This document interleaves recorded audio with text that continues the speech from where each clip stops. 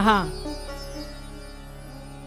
देवराज ब्राह्मण की कथा आती है और देवराज ब्राह्मण की कथा में यहाँ बताया गया है कि एक किरात नगर है। सुनिएगा, ध्यान से सुनिएगा। किरात नगर है और उसमें देवराज करके एक ब्राह्मण है, भूदेव है, पंडित जी है। हाँ, और वो है तो ब्राह्मण, लेकिन तकलीफ ये है कि उसका मन मिल गया है किसी वेश्या के साथ। शोभावती नाम की वेश्या है और उसके साथ उनका मन मिल गया है।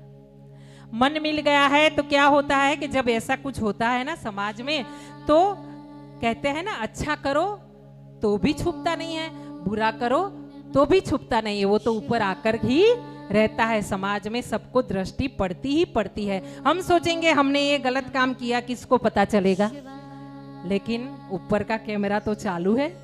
हाँ, भोले बाबा को तो पता है, आपके इष्ट को पता है। अगर आप भोलेनाथ को मानते हो तो ठीक है, नहीं तो आपके जो इष्ट है, आपकी कुल देवी है, कुल देवता है, उन्होंने तो देखा है आपको।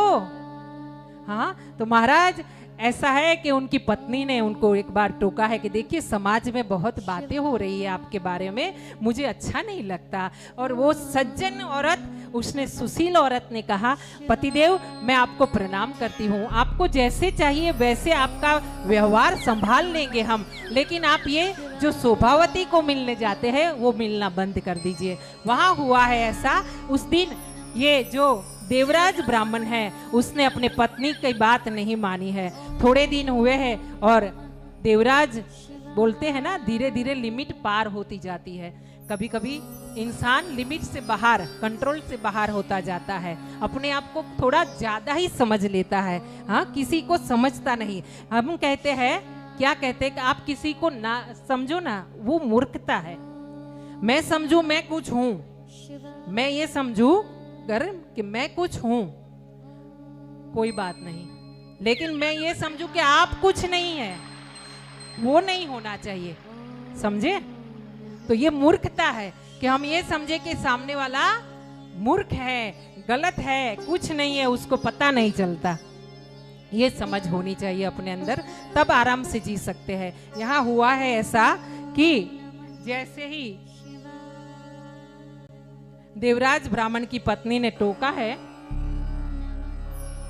तब देवराज को गुस्सा आया है। और एक दिन जब माँ बाप सो रहे थे ना, तो माँ बाप सो रहे थे, उन्हीं को मार दिया है, माता पिता को मार दिया है देवराज ने, और साथ में पत्नी भी सोई थी, पत्नी को भी मार दिया है, और सब धन लेकर के वेश्या के घर चला गया है, प्रतिष्ठानपुर में चला गया है, और वहां जाके भूदेव वेश्या के घर में रहा है। पंडित है, जन्म से पंडित है, पर रह रहा है वेश्या के घर में रह रहा है। एक बार ऐसा हुआ कि उसकी उम्र हुई, जवानी चली गई, और ये देखिए जवानी तो जाने वाली है, गुजराती में बोलते हैं जवानी जवानी।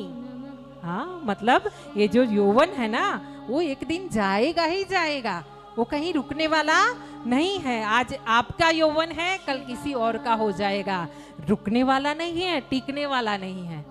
हाँ, तो इस तरफ क्या हुआ है कि माता पिता को और पत्नी का ये मार करके, हत्या करके देवराज जब वेश्या के घर गया है, अब वेश्या किसी की ना हुई है ना होने वाली है, तब ये बूढ़ा हुआ है और उसकी हालत खराब हुई है। अब उसको देखने वाला कोई नहीं है। जब पत्नी थी, माँ बाप थे, तब टाइम पे 2 टाइम भोजन मिलता था, घर था, सुविधा मिलती थी, लेकिन अब जब दूसरी औरत के संगत में पड़ा है तो अब उसको देखने वाला कोई नहीं। दूसरी तरफ उसकी उम्र होने लगी है, वो बूढ़ा हुआ है। और एक दिन ऐसा हुआ है कि कहीं प्रतिष्ठानपुर में वो गया है, वहां शिवालय में जाकर के बैठा है। बैठने के बाद देखा है कि यहाँ पे महाशिव पुराण की कथा कोई ऐसे ही पंडित जी बैठ करके कर रहे हैं, अपनी तरह ही मंदिर में, शिवालय में ये शिव कथा हो रही है। ऐसा कहा गया है कि शिव कथा या कोई भी कथा, सत्संग आप अपने घर पे करो तो सही है, बढ़िया है, लेकिन अगर आप कहीं कोई मंदिर में, शिवालय में, कोई ऐसी जगह पे जहां धार्मिक स्थल हो, सुंदर स्थल हो, पवित्र स्थल हो, वहां जाके करोगे तो उसका परिणाम, उसका फल आपको 4 गुना मिलेगा। ये यहाँ बताया गया है। हुआ है ऐसा कि ये अपने शरीर से लाचार है, पड़ा है एक तरफ और हिल डुल नहीं सकता, तो कथा तो सुनेगा ही सुनेगा। कथा सुन रहा है और साथ में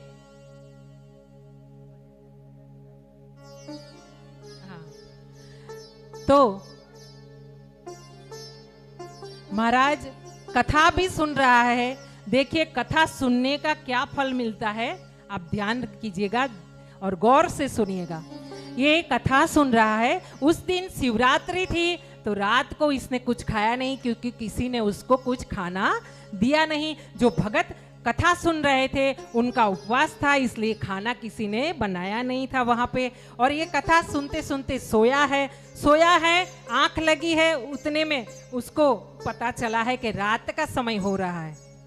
रात का समय हो रहा है तो उसने देखा कि सबके सब जो भगत थे, कथा सुन रहे थे, वो सब अपनी अपनी जगह लेके मंदिर में सो गए हैं। इसलिए उसने सोचा कि अब मैं उठता हूँ, जा करके कुछ प्रसाद अगर इन्होंने भगवान को चढ़ाया होगा वो प्रसाद मैं ले लेता हूँ और मेरी क्षुधा को, मेरी भूख को शांत करता हूँ। और वो वहां से उठा है, धीरे धीरे धीरे धीरे संभालता हुआ शिवलिंग की तरफ बढ़ा है। जाकर के उसने शिवलिंग के ऊपर जो पत्र थे, बिली पत्र थे, पुष्प थे, उसको सबको सफाई की है। और उसके बाद देखा कि दीप जो है ना वो बुझने की तैयारी है, तो उसने दीप को थोड़ा जलता हुआ और बढ़ाया है, उसकी बाटी को, तो और रोशनी हुई है शिवालय में। और इस करके दीप और प्रकट हुआ है। उस शिवालय की दीप की रोशनी में उसने देखा कि सब शांति से सोए हैं। उसने इधर उधर देखा तो कहीं छोटा सा पत्र में एक प्रसाद पड़ा था, उसको भूख लगी थी,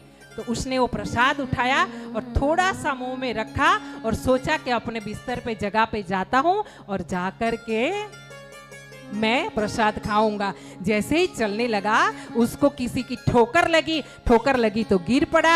आवाज आई तो सब भक्त खड़े हुए, उनको लगा कि कोई चोर आया है और इसलिए सबने उठ करके मारना शुरू किया। मारते मारते उसका देह वहीं पे प्राण छोड़ दिया और वो बेहोश होके प्राण गवा के वहीं पड़ गया।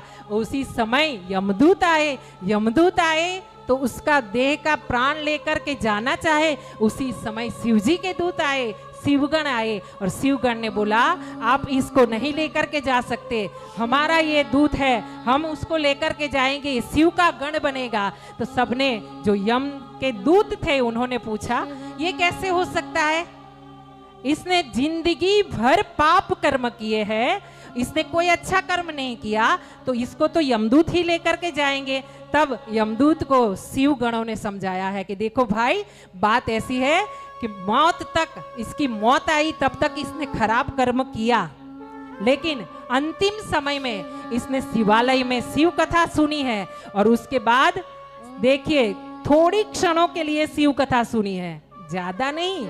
और उसके बाद उसने दीप को प्रकट किया है, शिवजी को साफ किया है शिवलिंग को, और ऊपर से थोड़ा सा प्रसाद भी शिवजी का उसने आरोग्य मन में मुंह में लिया है। तो ये सब करना मतलब ये शिव का गण बनने के लायक है। इस करके शिव के गण उसको लेकर के गए हैं और लेकर के शिवजी के समक्ष गए हैं। शिवजी ने उसे आशीर्वाद दिया है और अपना गण बना के उसकी स्थापना की है। बोलिए महादेव की, बोलिए भोलेनाथ की, बोलिए शांब सदाशिव की जय हो। आइए एक छोटा सा भजन लेते हैं और उसके बाद आगे बढ़ते हैं।